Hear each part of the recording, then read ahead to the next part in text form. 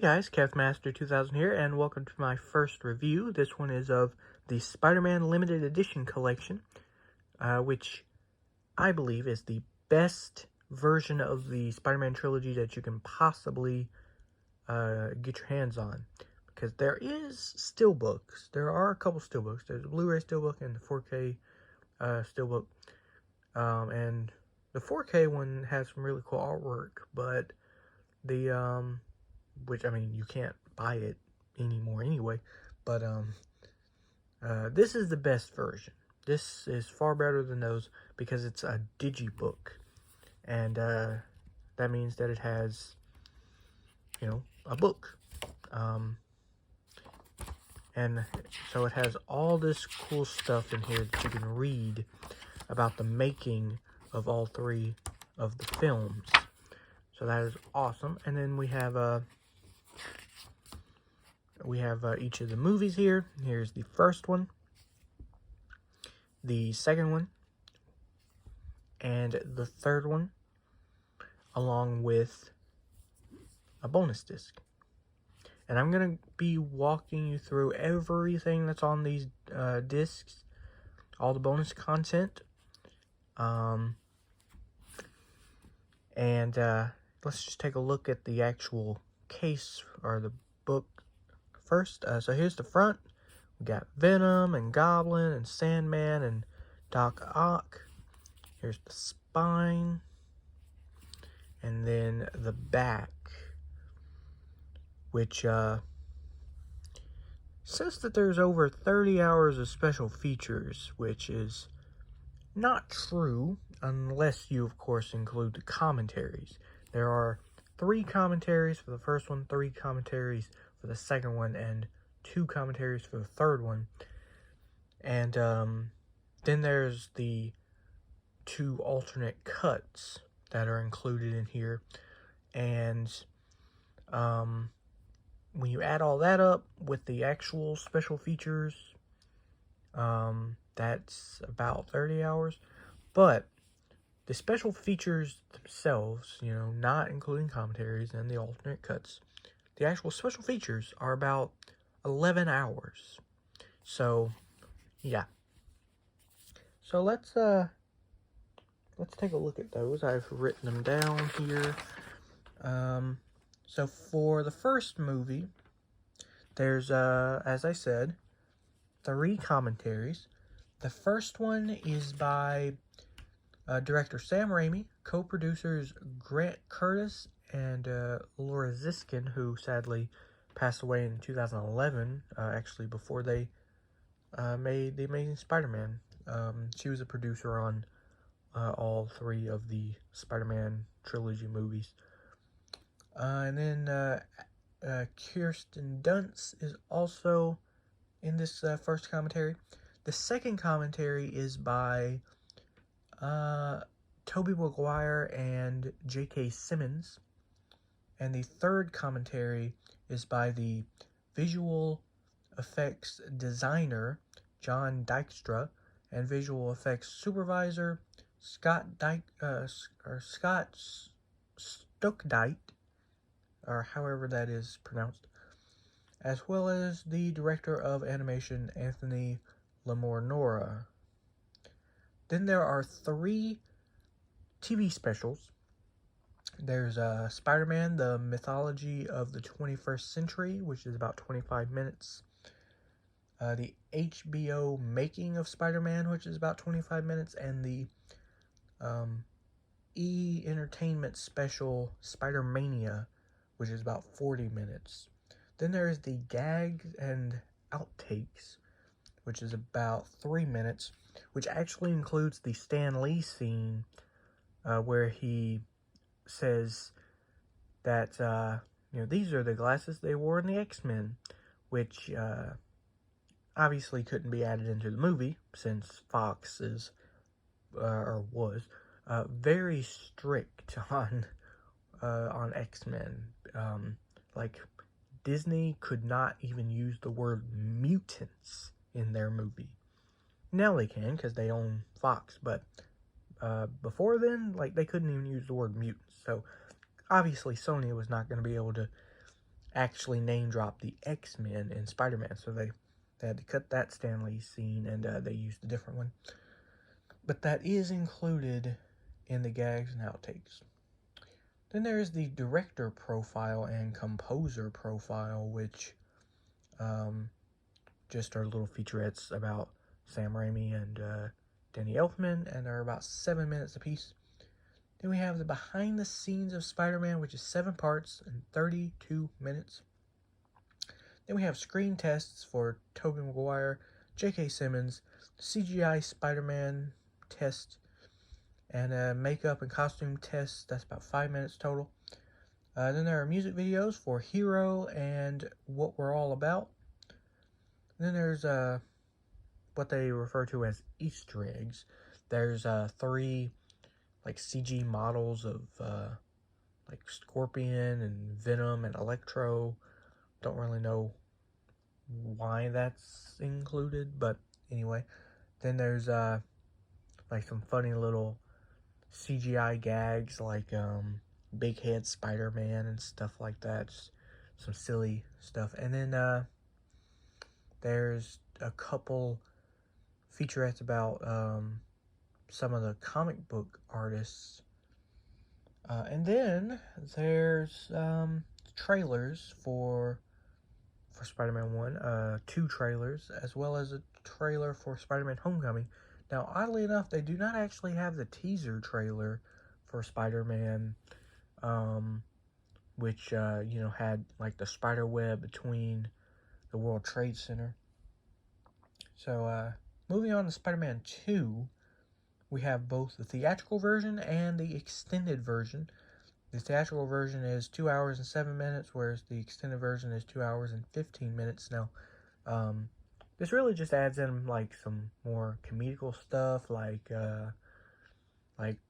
Peter fumbling around with brooms and mops and stuff falling out of a closet while he's trying to deliver his pizza, and like J. Jonah Jameson dressed up like Spider-Man and pretending to be Spider-Man, which is kind of out of character for J. Jonah Jameson. Then they have an alternate version of the elevator scene. So really, it's just kind of stuff that you would see in like the outtakes and gag reel, but they put it in the movie. So it's definitely not like a typical kind of extended cut where they just, they added scenes back into the movie that maybe the studio made them cut out, and the director wanted his true vision to be seen, so he added them back in for the director's cut. But that's not what this is. It's really just for fun. So it's not really meant to be kind of a replacement for the theatrical version, unlike a lot of other extended cuts where obviously people prefer to watch the extended version because that's the director's true vision, but that's not what this is. It's just for fun. So moving on, we have 2 commentaries for the theatrical version, and those are one with Tobey Maguire, Sam Raimi, and the co-producers Grant Curtis and Avi Arad. And then the second commentary features special effects supervisor Steve Johnson and puppet master Eric Hayden. And then the extended cuts commentary is by producer Laura Ziskin and writer Alan Sargent.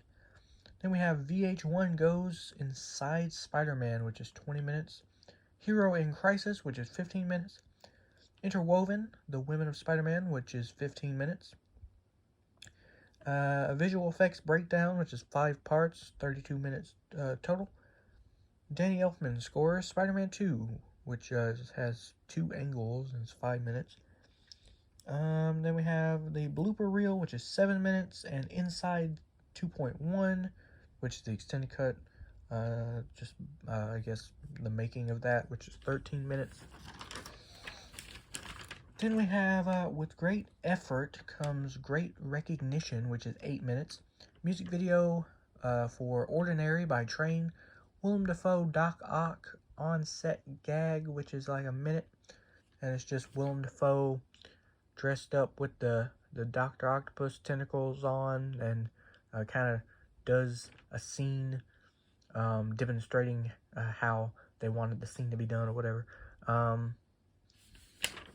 then Alfred Molina, Doc Ock gag where he's kind of does a little performance from Fiddler on the Roof, which is like less than a minute. Then there's the teaser trailer, theatrical trailer, 2.1 trailer, and homecoming trailer.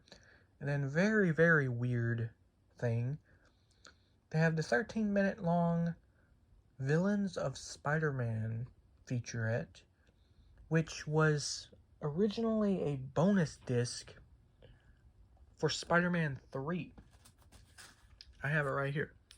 This was the bonus disc for Spider-Man 3. And for some reason that feature is included on Spider-Man 2. Don't ask me why. I was looking all over for it on the Spider-Man 3 Blu-ray and the bonus disc that comes with the set, but it's nowhere to be found, and I thought that it just wasn't included. But it's actually on the Spider-Man 2 disc. So that's weird. Moving on to Spider-Man 3, we have a commentary with the director Sam Rami, Spider-Man himself, Tobey Maguire, Mary Jane, Kirsten Dunst, Gwen Stacy, Bryce Dallas Howard, and Harry Osborn, the new Goblin, James Franco, Venom, Eddie Brock, Topher Grace, and then we have Thomas Hayden Church, the Sandman, Flint Marko. So just everybody is in that one. And then the second commentary is by co-producers Avi Arad, Grant Curtis, and Laura Ziskin, as well as visual effects supervisor Scott Dykstra, or however his name is pronounced, and the editor Bob Mora. I don't know how that's pronounced, but he's in it. And then there are 9 featurettes, which are an hour and 40 minutes total. And these featurettes are just, you know, the regular ones that you would find on the old DVDs and Blu-rays and stuff, such as like the making of Sandman, like Grains of Sand, I think it's called, Building Sandman, reimagining the Goblin, Covered in Black, creating Venom, Inside the Editing Room, Science of Sound, all that stuff. And then where was I? There's the bloopers, which is about 6 minutes, music video for Signal Fire by Snow Patrol. And then there's the teaser and 3 theatrical trailers. No homecoming trailer this time. For the bonus disc, there is the Stan Lee Legacy from comic book to homecoming, which is 13 minutes. And then the editor's cut of Spider-Man 3, which is 2 hours and 18 minutes, which is like a minute shorter than the theatrical version. But, so let's talk about that one. Now, I love Spider-Man 3. It's my favorite of the trilogy. I just have so many fond memories from my childhood that involve that movie, such as going to see it in theaters, which was only the second time I ever saw a movie in theaters after Ghost Rider earlier that year, and I saw the trailer for Spider-Man 3, before Ghost Rider came on. And then I saw the TV spots, and then, I remember the day I went to go see it in theaters, and I remember coming out of the theaters. I remember coming home from school several times to find that my mom had bought me some Spider-Man action figures from Spider-Man 3. I remember going to Walmart and buying the DVD, which had that bonus disc, by the way, that I showed. And then I remember playing the game on PSP when I was a kid. Then I eventually got the Xbox 360 version, which are 2 different things. The PSP versions, like the PS2 version as well, is very different than the PS3 and Xbox 360 version. But But yeah, that I remember so much stuff about Spider-Man 3 from my childhood, and I love that movie, and it's my favorite. So when I watch the editor's cuts, it's hard because it's different than the movie that I know and love. But there's also certain things that I prefer. Like, overall, I prefer the theatrical version because that's the version that I know and love. But then there's certain scenes in the editor's cut that I like more. I don't like how they rearrange stuff, like the scene in the restaurant where Peter and Harry are talking, and Peter's telling Harry about how how Mary Jane said that there's someone else, and Harry reveals that he is the someone else, and which, I mean, he doesn't reveal the fact that he threatened Mary Jane, but anyway. But that scene is actually at a different point in the movie than it is in the theatrical version. That scene in the editor's cut, it's rearranged.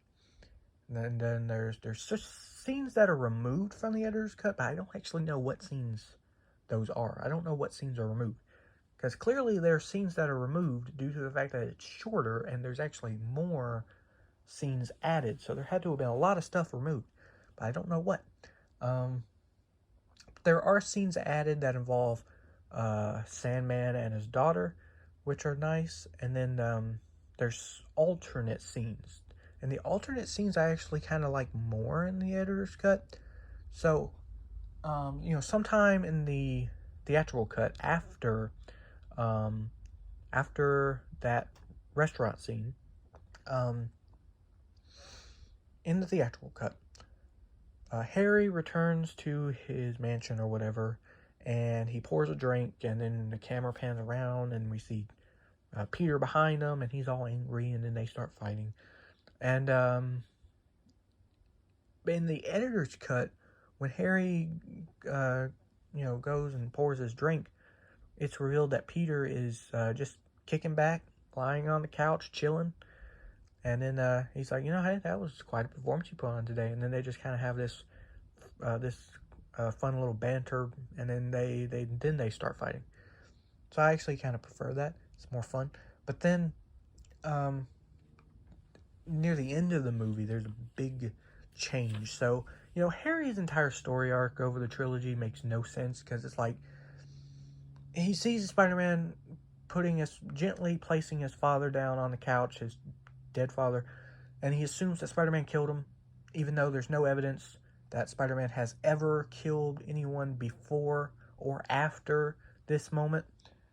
But for some reason he thinks Spider-Man killed his father. Okay, cool, whatever, good for you. Then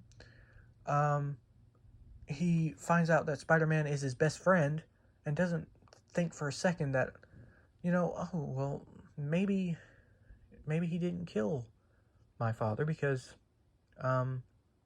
they were close. They both liked each other, so why would he have killed him? Maybe you would have a second thought about that. But instead, no, he doubles down on it. Finds out that his father was the Goblin, which, by the way, tried to murder him several times. Like in the fair or whatever, where he drops the bomb that just incinerates those guys and the skeletons. That wasn't that far away from Harry, if I remember correctly. And he Norman does not care about his own son's life. Yeah, the Goblin formula messed with his head, but even before then, he didn't care about his own son. And then he blew up the building that Harry was standing on the balcony of. But yet, Harry is still loyal to his father, who doesn't care about him, and becomes the Goblin. What? And then, by the end of the movie, Spider-Man 3, the butler shows up, who, by the way, is only just now introduced in this movie. And you would think the butler would have, been in the original movie. If the butler has been around this whole time, Family Butler, you think he would have been in the original movie. Norman Osborn was found that one time unconscious after he, took the formula or whatever. He was found unconscious. You think the butler would be there, wouldn't you? Wouldn't you think? But instead, and he's nowhere to be found until the third movie. And all of a sudden, then at the end of the movie, he reveals, oh, by the way, your father's wounds were from his glider, which doesn't clear anything up. By the way, we're supposed to assume that Harry realizes, oh, maybe Peter didn't kill him, but that doesn't clear anything up. That just raises more questions. How did your father die by his own glider? Was it suicide? That's a weird way to go out. Why? Like, it just, if anything, it would maybe support the fact that maybe Spider-Man killed your father. Because how would he have killed himself? They weren't there, so they don't know that, you know, Spider-Man jumped out of the way, and they don't know that. They weren't there. So it just raises more questions when you find out that your father died by his own glider. But anyway, so that's what triggers Harry to realize, oh, I want to go help my friends now, yay! And it makes no sense. In the editor's cut, however, it's much better, because what happens is Harry's kind of exploring the rubble from the fight earlier on in the movie that him and Peter had. And he finds a broken picture on the ground that has him and Peter and Mary Jane.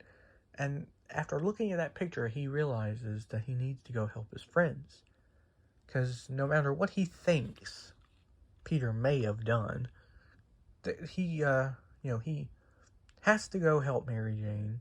She didn't do anything other than, I guess, keep the secret, which, whatever.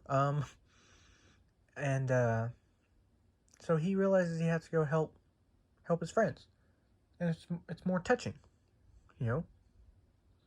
So either way, there are certain things in the editor's cut I like a little more, and then there's the fact that I love the original movie, the original Spider-Man 3, so I still prefer it. But anyway, moving on, bonus features for the bonus disc. Also includes, for Spider-Man 1, there is webisodes, which is 6 parts, and there's 20 minutes total.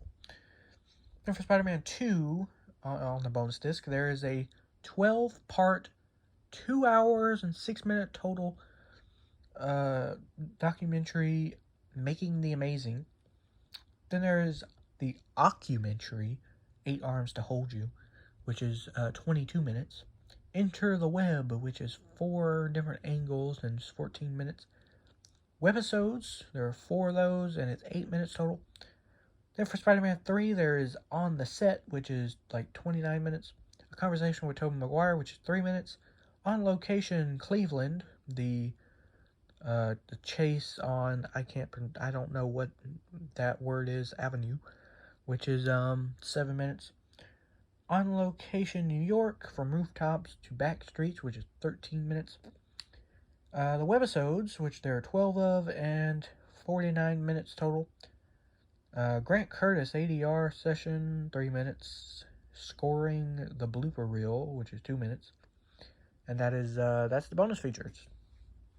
11 hours of content total, not including commentaries and the alternate cuts. So, I don't know what that noise is. So yeah, this is just an awesome collection. And, yeah, I just, if you want to buy this trilogy, I mean, I'm sure you already have the movies if you're a fan of Spider-Man, of course. But if you don't have the movies, or even if you do, and you don't have these specific discs, this is the version you gotta get. If you don't have all these bonus features, you gotta get it. So, these discs here, I'm not gonna pull them all the way out, but these discs are the ones you need. And then the bonus disc as well, which I think the bonus disc is included in the Steelbook, but again, this is the Digibook, and it's just much better because you get all this stuff that you can read about, and that's really cool. So, yeah. Trying to make sure I didn't leave anything out.